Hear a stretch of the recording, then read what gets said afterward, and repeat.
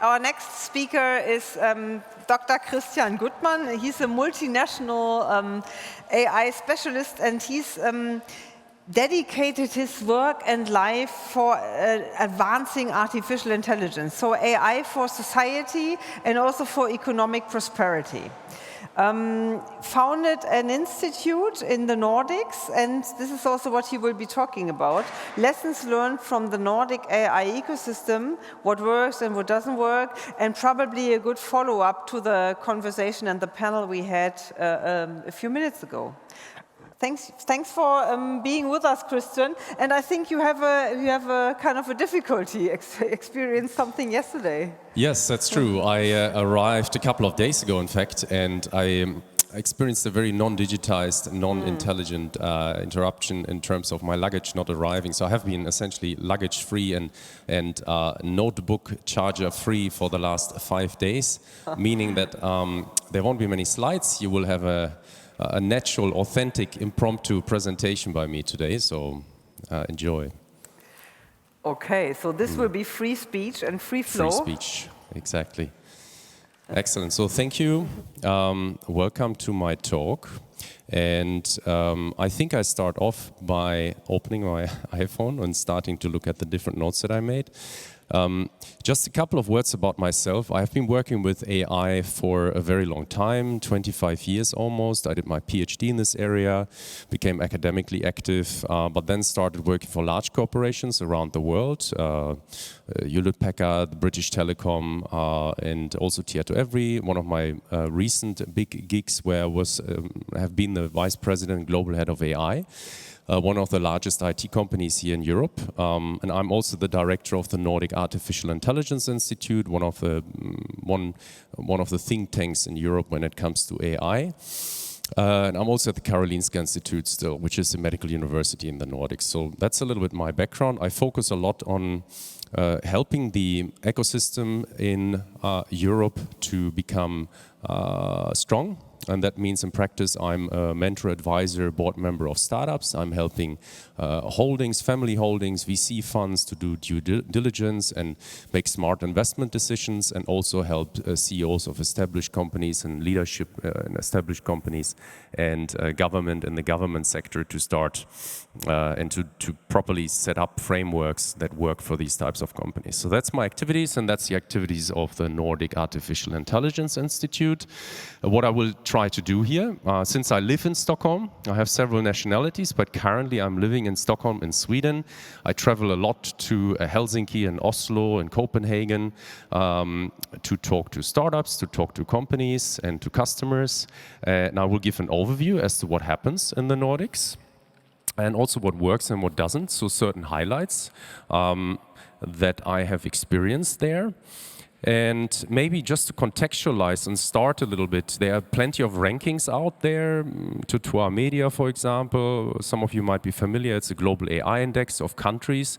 And the Nordic countries are doing relatively well. They are not very much on the very top of the scale, but Finland, for example, is on place 11, and Denmark on 12, and then Sweden and Norway are on 18, 19, something like that. And the type of measures that they have is like talent access, infrastructure, how ready these countries are, I wanted to reflect on some of the strength of the Nordic countries, what works particularly well, maybe also what some of these rankings do not fully reflect, in my opinion, and see if there's something that helps startups, investors, and ecosystem builders to be aware what is around you, whether it's in Germany or in the Nordic countries or in any other country. It's so important that you are aware what opportunities and what support you can gain, that you can get, and also seeing the limitations of the culture, the infrastructure, and the support system in order to be successful, essentially. I also wanted to note there's a couple of other rankings out there. So per capita, Sweden actually ranks only second to California in terms of its unicorn startups such as Spotify, King, Klarna, and also if you look a bit wider, you have Minecraft and Angry Birds. These are all billion-dollar companies which have been very successful and come from the Nordic countries. There is a global AI index for talent. There's a global AI governmental readiness index by Oxford Research, and the Nordic countries actually do quite well. As was alluded to before in another panel, it could be several reasons as to why the Nordics have been a bit advanced when it comes to innovation. Could be the cold weather and the long winters and being innovative when it comes to housing, but it could also just be the long winters and being spending a lot of time indoors and thinking about big problems from an engineering perspective.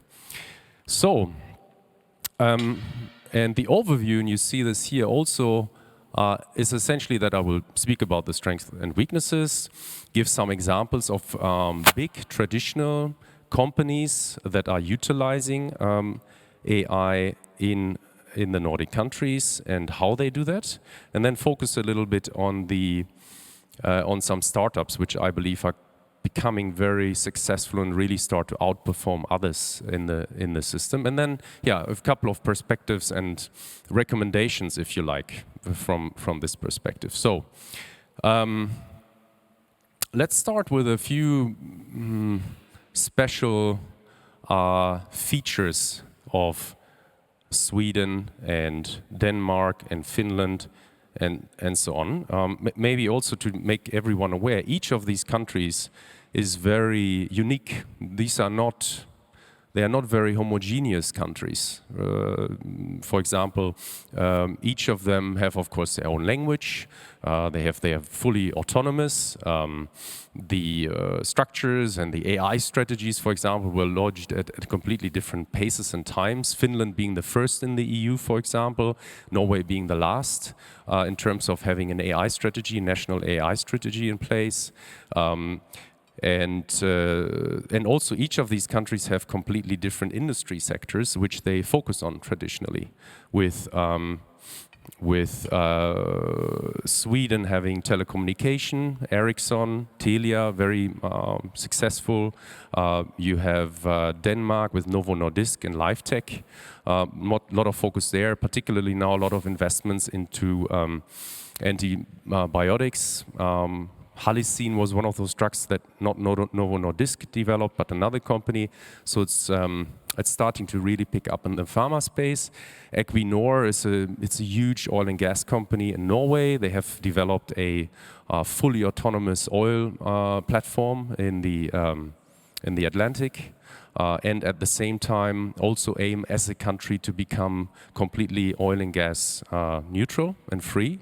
So there's a couple of focus areas where each country is sort of shining, and therefore each of them also have quite a different starting point.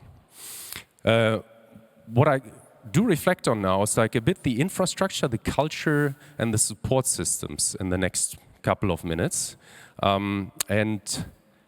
As I started saying, and it's a bit of an example, it does surprise me when I come to Germany. I don't want to make it sound like a complaint or so, but it's still, when it comes to coverage, which is such a strong feature in the Nordic countries in terms of internet access, mobile phone access, I have never experienced a disruption, really, I can say, in the Nordic countries, in Stockholm, Helsinki, when I drive to the country. There is 100% coverage, and the penetration access to internet it's at 80% for high-speed internet access. So there were several situations where I'm essentially stranded with having no internet access here, or where if I take a train, I'm unable to have an MS Teams or a Zoom call or something, right? So it's a lot of disruption.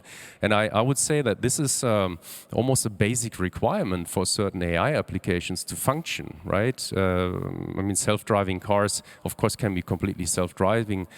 But one use case is, of course, having 5G, 6G networks in order for them to be fully connected. So that's one. And since my luggage got lost since Saturday, so if Lufthansa is listening.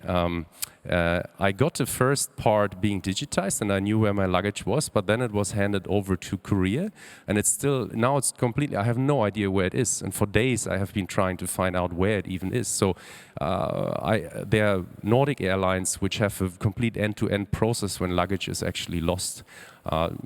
Just as a side note, right? So I feel there's a couple of very practical things that I recently experienced where we could all do a little bit better. And of course, there are always good reasons as to why that's not the case, but just some examples. In terms of infrastructure, if you continue on that level, so again, 5G, internet access, extremely good, means a lot to the to also startups to position themselves, to be aware what would work in your country, in the environment that you are in. Another example is it's a very highly digitized public market in the Nordics. So there is something called the personal number in every Nordic country. Has anyone lived in the Nordic countries? So ask me, okay, so then you're not familiar with this concept perhaps, but the personal number which each of us have allows us to connect any service, whether it's a private one or public service. So it's your internet account, your healthcare journal, so I can see all my visits at doctors across the country, diagnoses, vaccinations, you name it, and it's all going through one so-called bank ID.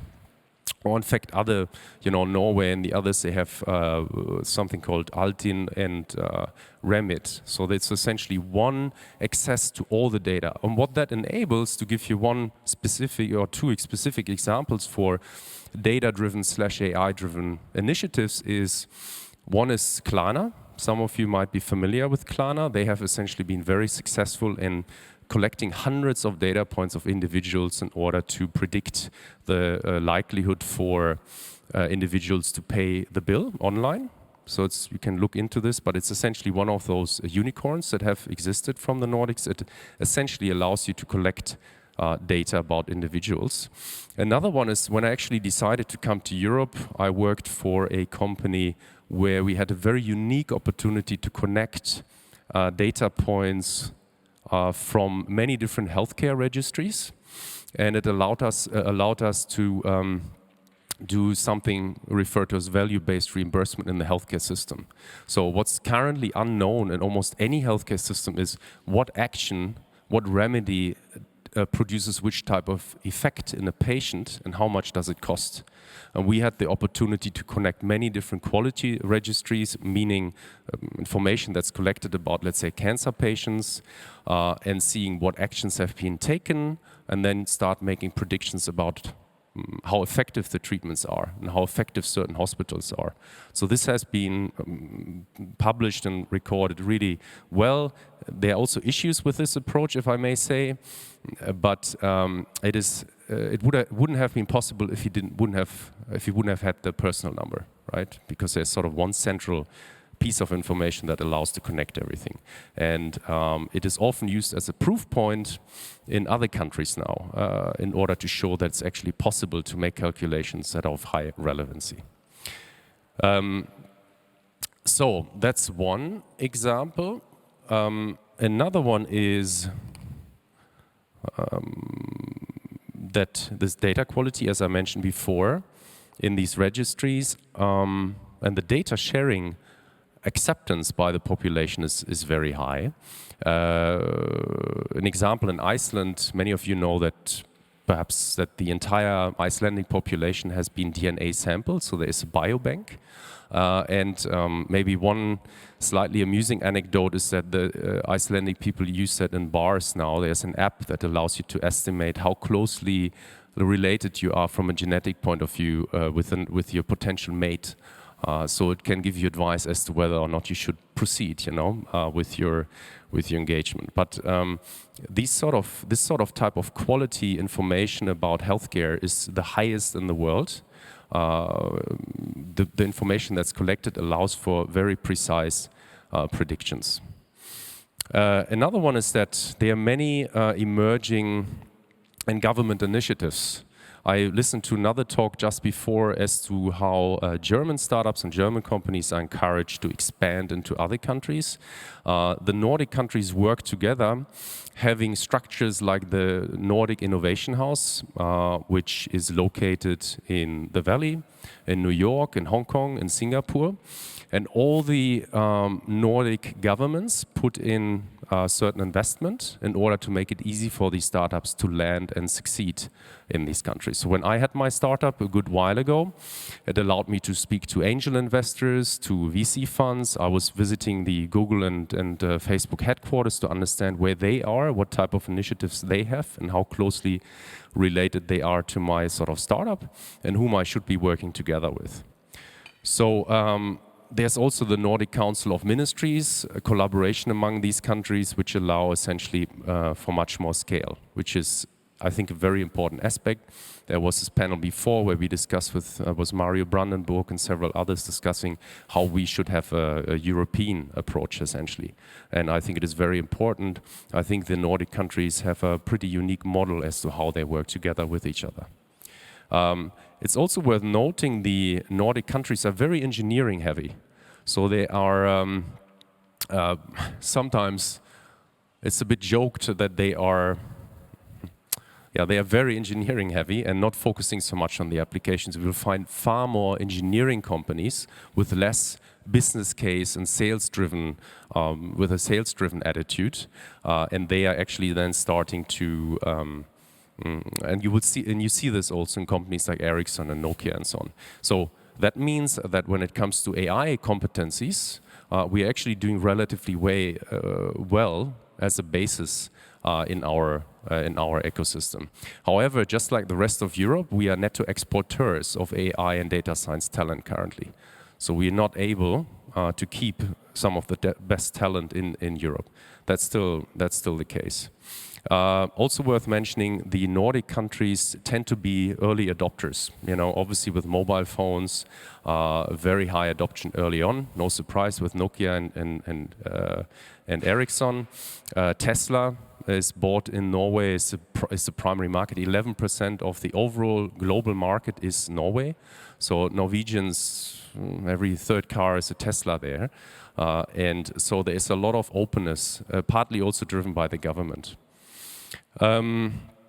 Another thing that I noticed, and it was mentioned before, which is interesting to see in contrast to the German approach, it needed to be said in the other room that when German companies expand to other countries, that early on it shouldn't be German as the language of the company or the contracts that you're signing. I don't know if some of you were in that other room, but this is almost a given for Nordic countries. So they know that Finland isn't big enough with 5 million people to essentially become a global company, right? So you need to be, from the beginning, I don't know any startup that I have been supporting and mentoring or have been in the board that doesn't use English as a primary language. And then, of course, you have a very high proficiency in the countries, right? So nothing is translated as it is in Germany. And I mention all these things because they matter a lot for talent attraction for startups and for AI talent, and also for expansion. So it's some of the very strong drivers, I would say. And the last thing, one of the things that I would mention here is also industry monopolies. So there's still. So hopefully my Swedish and my Nordic fellows will forgive me here, but some said, and I didn't say that Sweden is sometimes more communist than North Korea in certain ways. And the reason why they say that is that there are certain monopolies that don't exist elsewhere. So there is the alcohol is, for example, only distributed to a company called Systembolaget, and it's a government-owned central entity. The same in Finland, Alkoholi, I think they're called, and then Monopolet in Norway. So they don't even hide the fact that there's only one government entity that buys all the wine and the spirits and distributes it to the people. So there are certain monopolies in the Nordic countries. For the better or for the worse, it means in practice that wine is actually quite affordable and extremely high quality, because Systembolaget, as an example, is the highest purchaser of wine in the world, because they're buying wine for 10 million people, right? So, so there's a couple of very interesting things. So I can probably mention more examples. If you're interested, just approach me. But I would like to switch to some, and maybe I mention also one or two challenges. So I hope I was balanced, or I will want to be balanced, essentially. For example, one thing is that Sweden, as opposed to Finland, for example, is not opening their arms, the public sector is not opening their arms to cloud providers that are coming from outside the EU, which means essentially there's not many left, right, that you can use. And so in practice, it means there's a lot of on-prem solutions for AI services. Finland has taken a different route. They have been using cloud providers, and it's one of my projects that I worked on in Finland, where 1/3 of the Finnish population is supported through HUS, the Helsinki University Hospitals, and they're actually using American cloud providers, and we were able to implement far more AI technology in this framework than we were able to do in Sweden. In fact, in Sweden, we weren't able to do that at all, because they are very close now through Schrems and many other aspects. So there's a lot of, how to say, resistance. That's maybe a good word. So, yes, and I might just mention a couple of companies, as I alluded to before. I go through them relatively quick, and will highlight also their cultural background and how that played a role.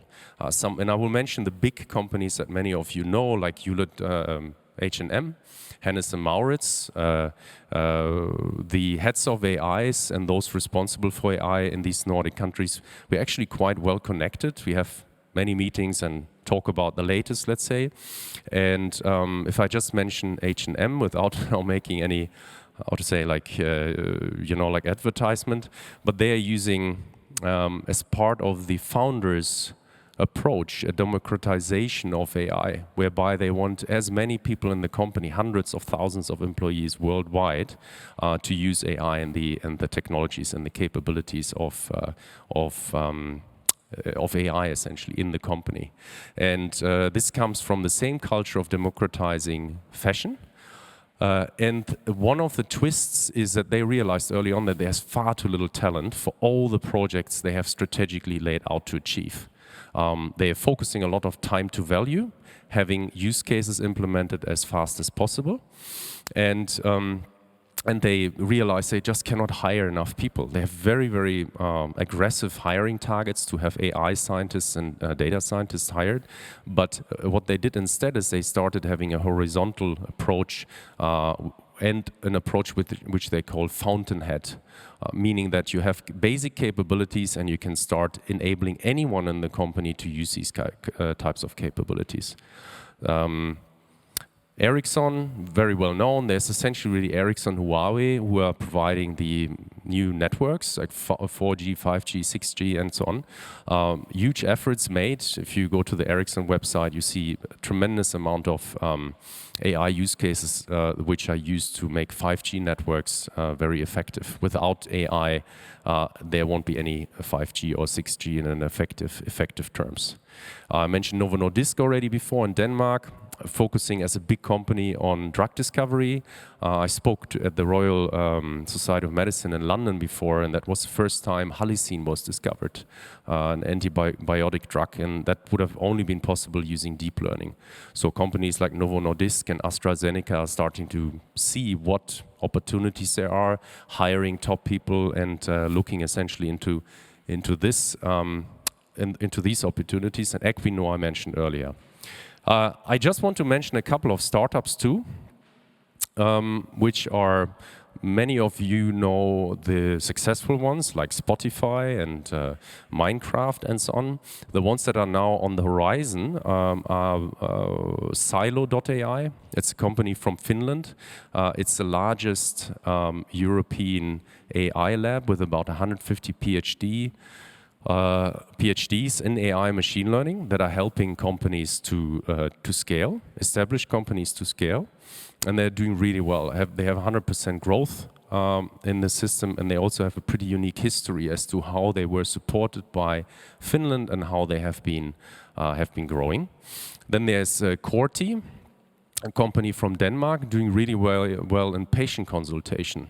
They have also received a lot of recognition from Brussels as being one of the European AI companies that are, I think they're in the top 10 or one of the best companies that we have in Europe, and they are focusing, among other things, on phone calls and emergency services. So an AI is listening to the emergency calls that you are performing, and they are used, for example, in Sweden and other places in the world, and overhearing what you say and capture the same information than the human operator and essentially enhances the overall accuracy of what has been discussed.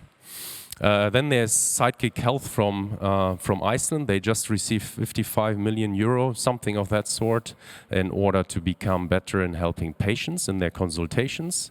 And there's also Depict AI, on their tagline by Oliver, who's the CEO, and he's about, I think, 17 or 18 now, that he got about $40 million now, is to have Amazon-like recommendations for any e-commerce website. So I think these are some of these companies that are doing quite well, and some of the reasons why they do well is they focus a lot on ease of implementation and integration of their software. Happy to go into it more, but I would like to conclude, and I'm not sure if the time is completely accurate that we have here, with a couple of recommendations or some reflections. So all the things that I mentioned now, I believe that these things are relevant for startups, any startup, whether one is starting in Munich, in Paris, in Amsterdam, Berlin, or in the Nordic countries. Be aware of your ecosystem. Is the market in which you're operating really your best beachhead market? So in other words, is that your best starting market, given the cultural and the infrastructural conditions? Right? So it's very important. It doesn't mean because you are in Berlin that's the best starting point, or in Stockholm for that matter. And also the same for investors, of course. How should you invest? Are you fully aware of the competition that exists? And in terms of politicians, that could be a good ending note. I have been discussing a lot with the Nordic ministers, and also with other ministers in the Baltics and in Europe, as to how these AI strategies should be utilized. And as I have been speaking to them, advising them, discussing with them online, also what should be implemented, these AI strategies, as interesting as they are, and as many of us are essentially aware, I feel they are a little bit of a hiding point for politicians. Not to be too critical, but they are often not prepared by the politicians themselves or their teams, but you have consultancy companies collecting this information. What I'm missing in the entire European system, and that's the same also in the Nordic countries, is a strong vision, a JFK-like vision of how to use AI to do big things, like curing cancer or doing something else. JFK 50 years ago said, hey, we shoot a man to the moon and bring him back alive. And that is a vision statement where you're leaning forward, you're taking a risk, you don't even have the technology available. But what it does is it brings together people, it brings together the mindset, it brings together the talent. Talent will become attracted again to these moonshot projects. They have purpose in becoming part of these events. And I think that this is a very important part of being a politician. So I have indeed kindly challenged Nordic economy ministers to become a bit more vocal and stronger and taking a bigger risk, because I believe it is their job to create this framework which is attractive for startups and for talent. So if you like to be in contact with us, you can reach us on this email, visit the website, and I'm happy to support startups and also VC funds, investors. That's one of the things that we are doing. So voila. Time's over, Christian. Yeah. Really impressed he did that all in free speech, and actually you prepared some slides, didn't you? I did. Yeah. Yeah. Wow. Yeah. Well done. So, thank you. Congratulations. Thank you.